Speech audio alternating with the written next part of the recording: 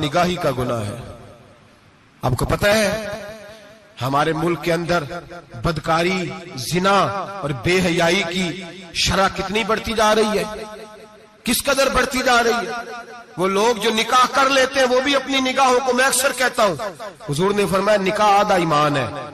जिसने निकाह कर लिया उसका ईमान मुकम्मल हो गया। तो जो निकाह के बाद भी बाज ना आया, मैं उसको बेईमान नहीं कहता, लेकिन नबी पाक ने फरमाया जो निकाह कर ले उसका ईमान, बोलिए ईमान महफूज हो गया, उसका ईमान, सारे बोलिए ईमान।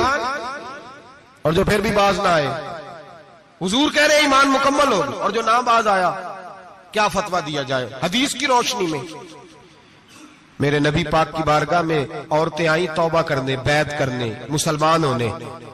तो हुजूर बैत लेते वक्त फरमाने लगे मेरे साथ वादा करो, झूठ नहीं बोलोगी, गीबत नहीं करोगी, जिना नहीं करो। एक औरत बोल पड़ी, कहने लगी या रसूल अल्लाह सल्लल्लाहु अलैहि वसल्लम, मैं मुसलमान तो नहीं पर खानदानी हूं, मेरे घर वालों के जहन में भी कभी जिना का ख्याल नहीं आया। हम तो इसे खानदानों के वकार के खिलाफ समझते हैं। रोज बुरी नजर से किसी को देखना और किसी के बारे में गलत बातें, नाराज ना होना। बहुत सारे बूढ़े भी लज्जत ले लेके जुर्म बयान करते हैं, गुनाह बयान करते हैं, गलत बातें करते हैं, किसी औरत के बारे में तबसरा करते हैं। क्या समझते हैं मर्द और औरत माज़अल्लाह ताला एक कमरे में जाके बदकारी करे तो वही जिना है। मेरी तरफ देखिए और झांक करके सुनिए क्या अर्ज कर रहा हूं, इधर देखे मेरी तरफ। नबी पाक सल्लल्लाहु अलैहि वसल्लम ने फरमाया जिना जुबान का भी होता है, जिना कान का भी होता है, जिना आंख का भी होता है। हुजूर किस तरह? फरमाया जिसने गंद देखा उसने आंख का जिना किया, जिसने लज्जत लेके सुना, चुप नहीं कराया, पूरी बात सुनी, वो भी जानी है। और जिसने गंदी बात बोली वो मुंह का जानी है, जिसने गंद सोचा वो दिमाग का जानी है। और जानी को सबसे पहली सजा अल्लाह ये देता है कि सजदे की लज्जत छीन लेता है, इबादत का सुरूर छीन लेता है, उसका नमाज में दिल नहीं लगता। कुरान में सबसे पहली सजा उसे अल्लाह अपने दरवाजे से दूर कर देता है। भाइयों आज हमारे सजदे बेकैफ हैं, आज लोग गलत जगह पे घंटों बैठे रहते हैं। मस्जिदों में लोगों के दिलों को घबराहट होती है, लोग भागते हैं।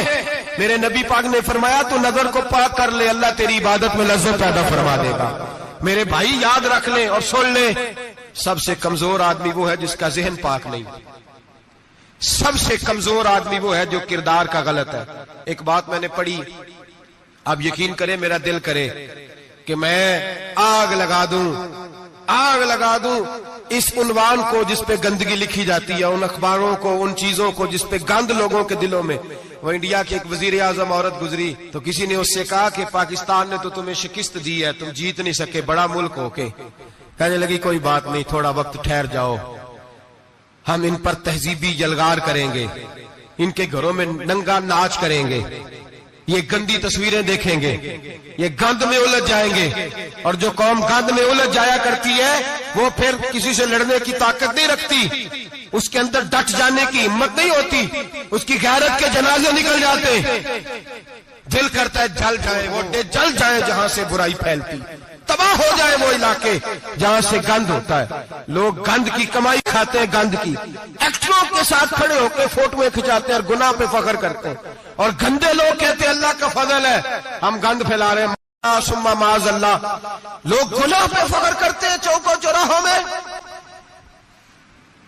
मोहम्मद बिन कासिम आए हिंदुस्तान पे राजा दहर के मुकाबले में, नौजवान मेरी तरफ देखे और सही होके बैठे, खासे सही होके बैठे, तकरीर नहीं कर रहा, जज्बात का, मेरे जज्बात सुने, दिल के फपूले जल रहे हैं सीने के दाग से।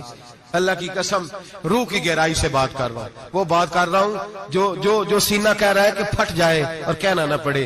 कुरान और हदीस पढ़ते हैं और फिर अपना हाल देखते हैं तो लगता यह है कि अजाब करीब आ गया है, लगता है जमीन फटने वाली है, आसमान गिरने वाला, लगता है करीब आ गया है सारा कुछ। समझे क्या अर्ज कर, ये बात अगर आप समझ गए तो कीमत वसूल हो गई। इसको समझ गए तो समझ ले आपके मिजाज के अंदर अल्लाह ने तब्दीली पैदा कर दी। मोहम्मद बिन कासिम 18 साल का जवान, एक औरत की इज्जत पर राजा दहर हिंदू ने हमला किया, मोहम्मद बिन कासिम बचाने आए।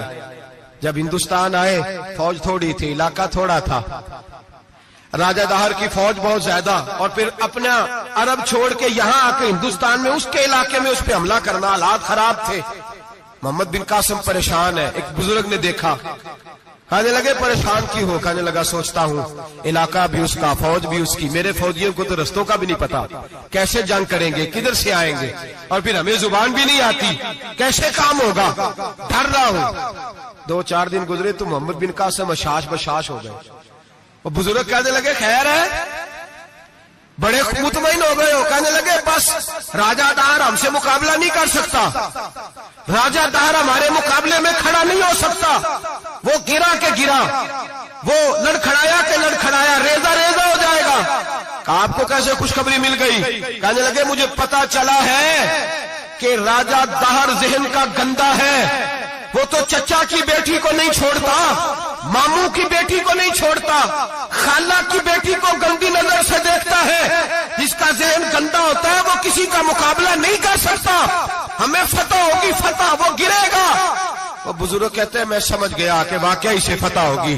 آج کشمیر کیوں آزاد نہیں ہو رہا؟ فلسطین میں آگ کیوں لگی ہوئی ہے؟ مسلمان جب تک ذہن کا گندا ہے کمزور ہے، جب تک ذہن کا ناپاک ہے کمزور ہے۔ حضرت سعد بن ابی وقاص رضی اللہ تعالیٰ عنہ فرمایا کرتے تھے اللہ مسلمان کی مدد اتنی دیر تک کرتا رہتا ہے جتنی دیر تک مسلمان کا ذہن صاف رہتا ہے، کردار پاک رہتا ہے۔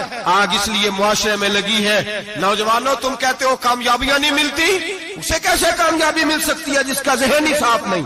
وہ کیسے دنیا کی بازی جیت سکتا ہے جس کی نگاہ ہی پاک نہیں؟ وہ کیسے آگے بڑھ سکتا ہے جس کے کردار میں پاکیزگی نہیں؟ اپنے آپ کو پاک کر لو، اللہ ہر مشکل میں تمہاری مدد فرمائے گا، ہر رستے میں تمہاری مدد فرمائے گا۔ اور میں نے کہا جب آدمی ناپاک ہوتا ہے تو رب کریم اس سے عبادت کی لذت چھین لیتا ہے، اور اللہ کی سب سے بڑی سزا یہ ہے کہ کسی کو سجدہ نہ لمبا کرنا دے۔ رب کریم سب سے زیادہ اس سے ناراض ہے جس کو قرآن پاک کے کھولنے کی توفیق نہ ہو۔